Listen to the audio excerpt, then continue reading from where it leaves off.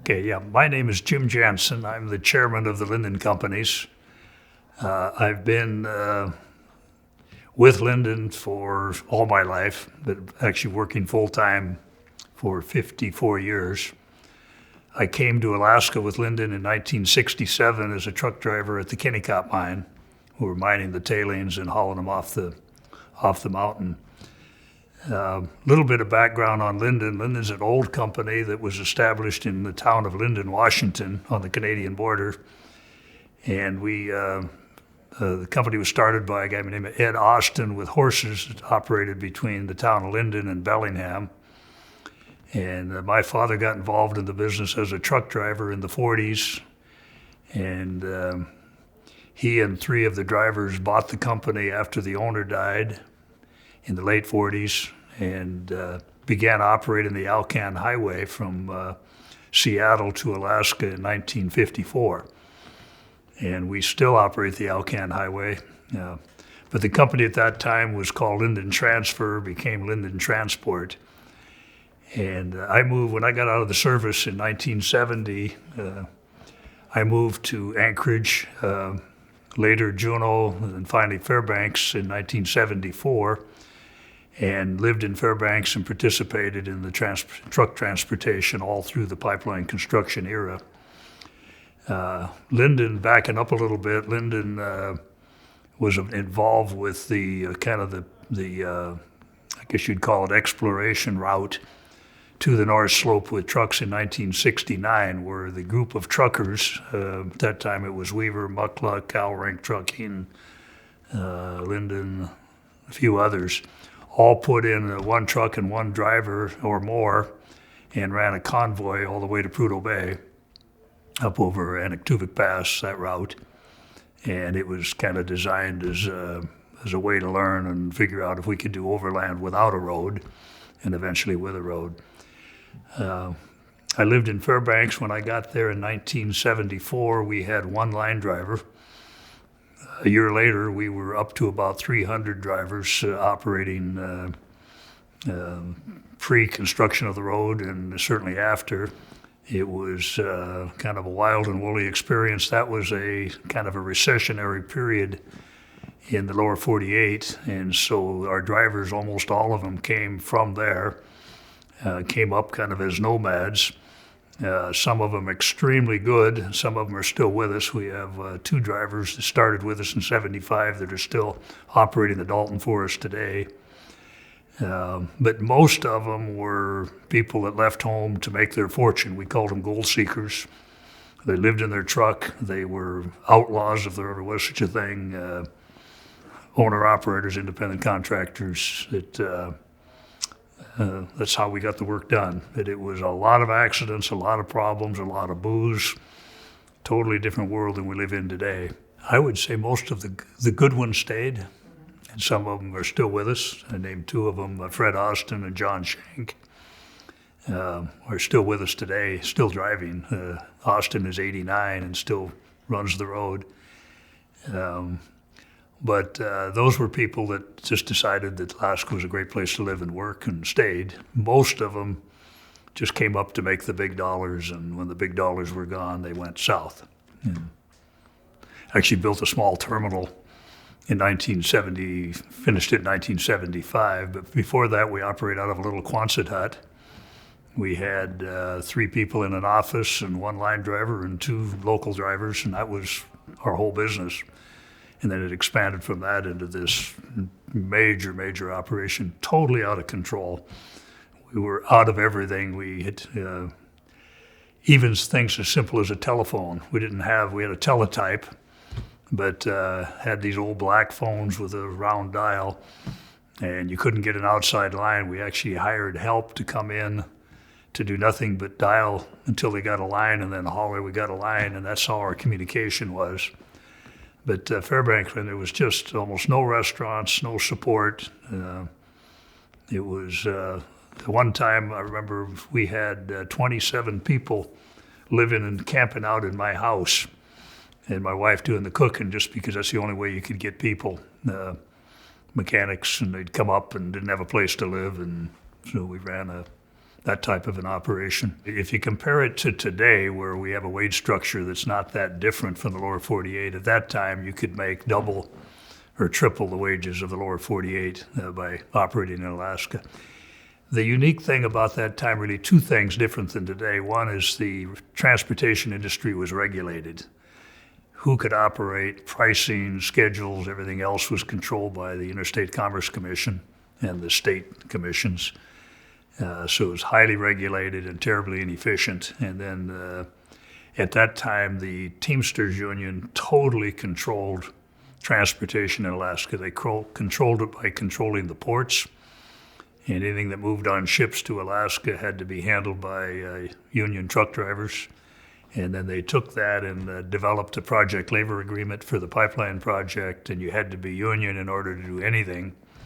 And it was a completely out of control, huge feather bedding, highly inefficient operation led by a Teamster leader by the name of Jess Carr, who really ruled this state. Well, I don't know that anybody knew how to deal with that because it was so unique. But it was very challenging. And it really made it challenging as we all knew that this project would be over someday, and we had to be able to efficiently survive to serve the state when it was done. And we created all of this feather bedding and inefficiencies through the project that took years and years afterwards to correct.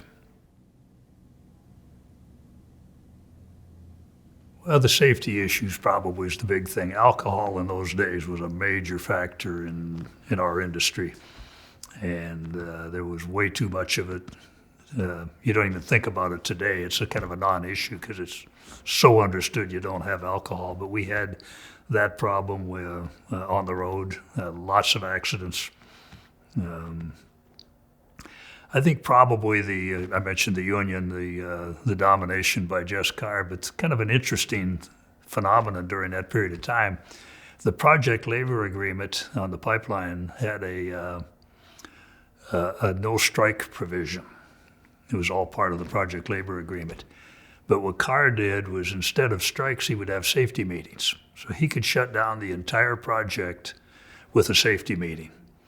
So any Teamster working on the project would stop for a week, 2 days, an hour, a week, 2 weeks to have safety meetings until he got his demands, and then they go back to work. So he totally got around the no strike clause by safety meetings. It was a huge, huge problem, and it's what gave him all the power. About 1,200. In all types of transportation? Yeah, I'll tell you a little story about how we kind of became what we became. I give Jess Carr, this Teamster leader, credit for what we are today. He was so bad, and we became so inefficient that at the time in about 1977, 78, when the pipeline was complete, the construction was going to come to an end, they deregulated the trucking industry, which was going to be nationally going to be a bloodbath for the trucking industry. And we were unionized to the hilt with all of this feather bedding that was brought on. And we had to decide what we're going to do for a future. And that's before we even knew what the word strategic planning meant, because most of us were truck drivers. We sat down and decided that our plan was going to be driven by three things, because it's the only thing we knew. One was Alaska. It had to be Alaska, it had to be transportation, and it had to be something that the unions would never totally dominate and control again. So that led to us diversifying into, the first thing we did is created a non-union trucking company, Alaska West Express, to operate alongside Linden Transport. We got in the construction business with tugs and barges based in Bethel. We got in the air freight forwarding business through our, what we called at that time, Linden Air Freight, now Linden Logistics. We later got in the tug and barge business, which is now our largest transportation component through a company that's now called Alaska Marine Lines.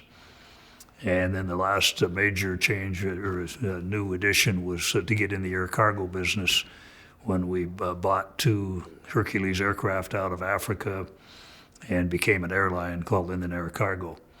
So again, we did that, and those businesses kind of grew alongside Linden Transport, which is now about 15% of our business. Used to be 100%, and the rest of these businesses grew alongside it. And so that's kind of how we became what we are today.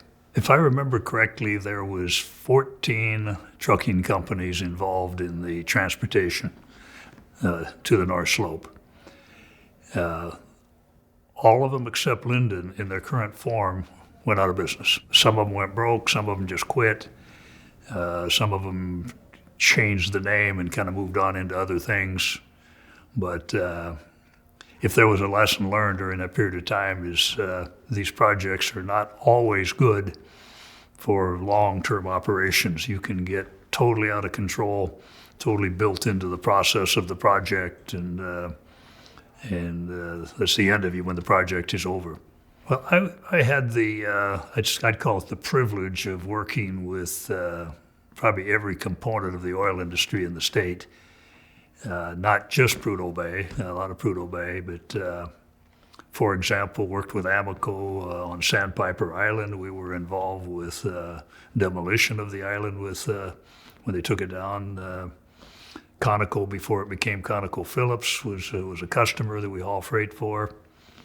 I was involved with Amoco's operation in the Navarin Basin, out in the Bering Sea.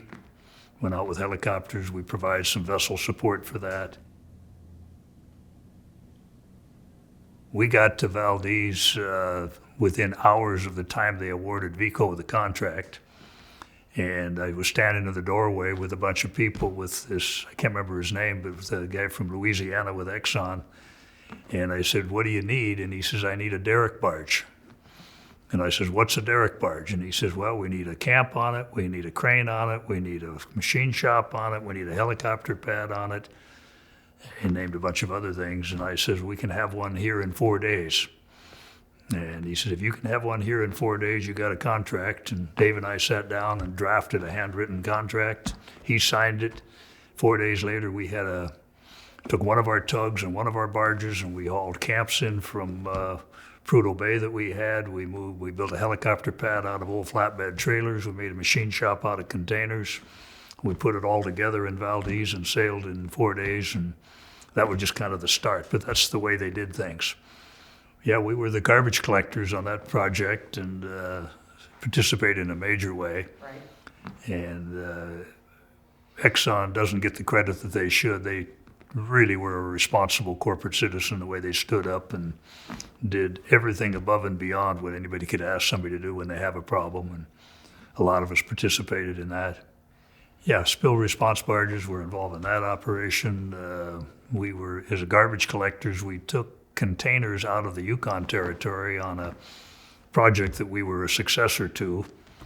And when Exxon needed garbage containers quickly, something that would be leak-proof to handle a product on the water, we shipped 380 of these 400 cubic yard containers out of the Yukon Territory, redeployed our truck fleet out of the Yukon that was hauling ore. In a day and a half, we moved every one of those containers into Valdez and had them in service in days on barges and landing craft and on the beaches. And yeah, we were heavily, heavily engaged in that project. There was a lot of companies that participated and did good work. I'd like to think that we did the most and the best, of course, but no, there are a lot of good companies that stepped up and really helped make that project, make that cleanup work. Well, certainly the Dalton Highway. I remember well when it was built. We operated for a long time with hovercraft across the Yukon River before the bridge was built. But the Dalton is clearly the lifeline of the oil patch. That's what this state lives on. That project and the pipeline itself certainly I think were the legacies in the transportation industry in my lifetime. Well, we were operating on the haul road from the first day it was opened, before it was opened, and every day since.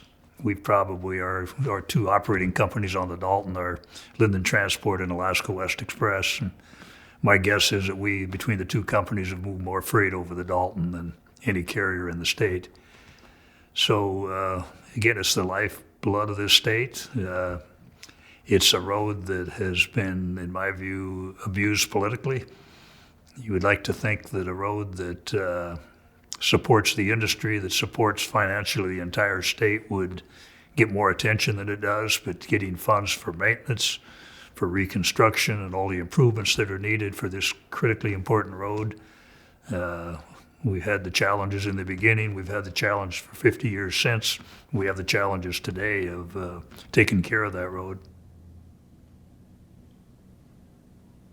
Well, first, we Linden, or the Linden companies, participate with all of the trade groups. We participate with the Alliance and the RDC and the Chamber and every one of them in a fairly major way. We have people on the boards and we make the meetings and we support. Personally, I was asked to lead a group called Keep Alaska Competitive, which was formed for the sole purpose of dealing with oil taxes. We deliberately did not want to become a duplication of what the good trade groups were doing, RDC and Alliance, but they needed someone that was focused 100% on oil taxes. So we created a group and participated in the law change to create SB 21, which is currently in place today. And we've fought off all the battles since then, including this year in the legislature. And so that's one that I've participated in on a kind of a focused basis. But the heavy work is done by the Alliance and the RDC and those groups. And I think all of us are very proud to be a participant in what's going on there. Well, I'm an old truck driver, so I think it's a great occupation. It's a much, much tougher job than a lot of people think. 2 to 3 seconds of inattention for a truck driver will kill you and others. Put a truck off the road. It requires a lot of discipline. It's hard work, but you can make a pretty substantial living as a driver.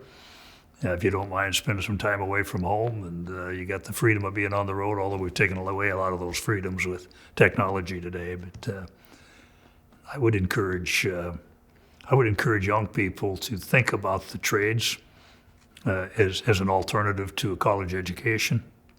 We are in desperate need in almost every industry today for tradesmen, whether it's drivers or mechanics or plumbers or electricians, mariners, pilots.